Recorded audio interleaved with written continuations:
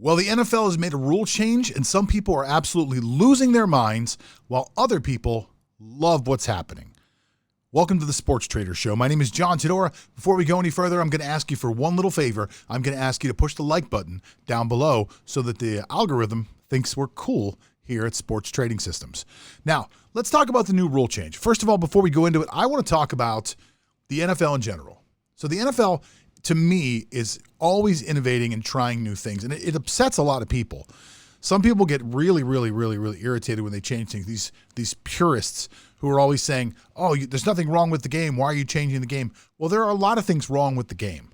There are a lot of things wrong with the game as far as trying to keep the game going at a certain pace, keeping the game exciting, keeping the game modern. And when I say keep the game modern, I like to remind people all the time that we're changing as a culture constantly. So our attention span is very short now. We need bursts of energy at all times. We need to be outraged. We need to be excited. We need to be fascinated. Something has to happen at all times. And it has to really get the adrenaline glands moving, or we just lose interest in what's going on. And the NFL is slowly but surely changing their product to go along with this culture. Now, there's another argument that could be made to say that the culture is changing because of the products that we're getting, or are the products adapting to the fact that we're changing? I don't know the answer to that. I would say that it's happening, though. And as I see the NFL make small rule changes along the way, like the one we're going to talk about, I'm always fascinated by the fact that this is happening and the way it's affecting us. So let's go into what the actual rule change is going to be. So for years, if a team was in a bad position, they were down by 5 points, they were down by 2 touchdowns, they were down by a point, they were down by anything, and they had just scored, they had the opportunity to get the ball back. And there was only one way to do that. Well, there are 2 ways to do it, actually. The first way is you can kick off to the opposing team and hope for a turnover on that play. And then you could try to go on defense and try to get the ball back that way. But if there's not a lot of time, what people would do is they would do something called an onside kick. Now, an onside kick involves lining up your kickoff team on one side, the receiving team on the other side, and then trying somehow to surprise the receiving team by kicking the ball short and a small little, what's called like a squib kick. So the ball would hit the ground and kind of squibble along on the ground. It'd be difficult to catch because it's usually kicked with some type of velocity. There are different ways to do this. Now, the NFL changed the rules years ago. So there was a time when you were able to line up 7 guys on one side of the field and then go down and smash into everybody. It was a huge collision, and they would try to get the onside kick that way. The NFL changed the rules and said that you can no longer do that. So now that there are 11 people on the field, there has to be 5 on one side, 5 on the other. You can't overload one side of the field against the other. So it's basically one-on-one to get the football. Now, this was done in order to alleviate the aches and pains of running into each other. The concussions, the CTE, things like that. The NFL is constantly trying to make the game safer. But what it did was it made that play not very exciting. It also made that play incredibly inefficient.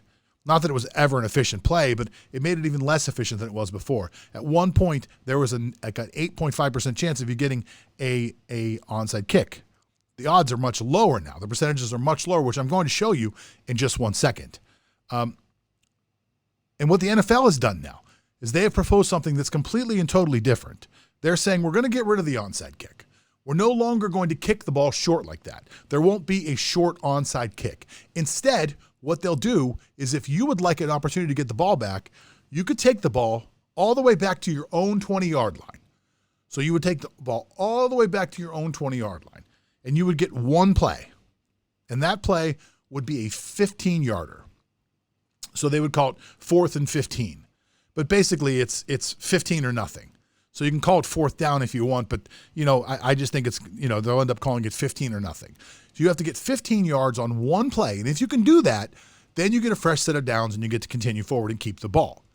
Now, the odds are incredibly interesting when you break down exactly what the odds are of getting an onside kick against what the odds are of completing a 4th and 15 pass.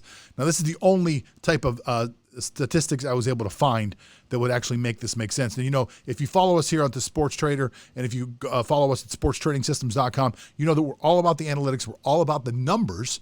So to me, the numbers are very important here, and I'm going to share them with you on the screen.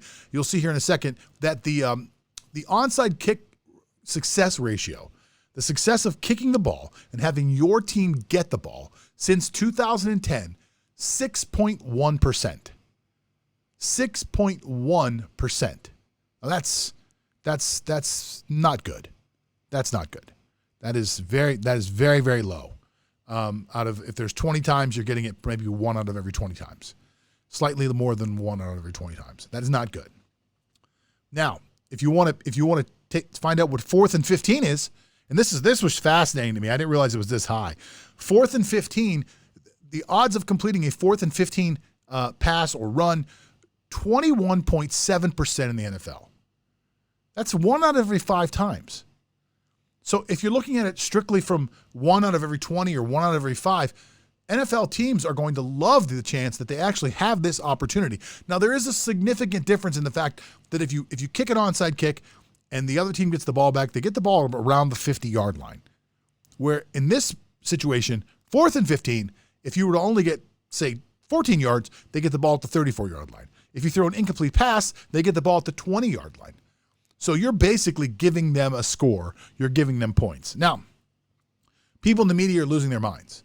They're saying, oh, my God, well, this is going to make Patrick Mahomes unbeatable.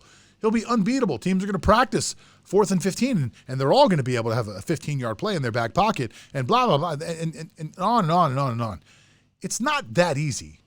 And if you think that teams are going to practice more to get a 4th and 15, then you have to imagine that defenses will practice more to stop a 4th and 15. So I'm going to bet on the side of I believe that 21.7% will come down because the teams don't spend a lot of time in practice over the week going over, what happens if it's 4th and 20 or 4th and 16 or 4th and 17. Those aren't scenarios that they drill over and over and over again because they don't happen that often. So do they have plays for it? Of course they do. Do they talk about it? Of course they do. But they don't drill down and actually practice that very often. They will now. This will change the way your practice time is allocated throughout the week, and people will concentrate on 4th and 15 a lot more. Now, what I'd like to know is what you guys think out there. I'm excited about the rule.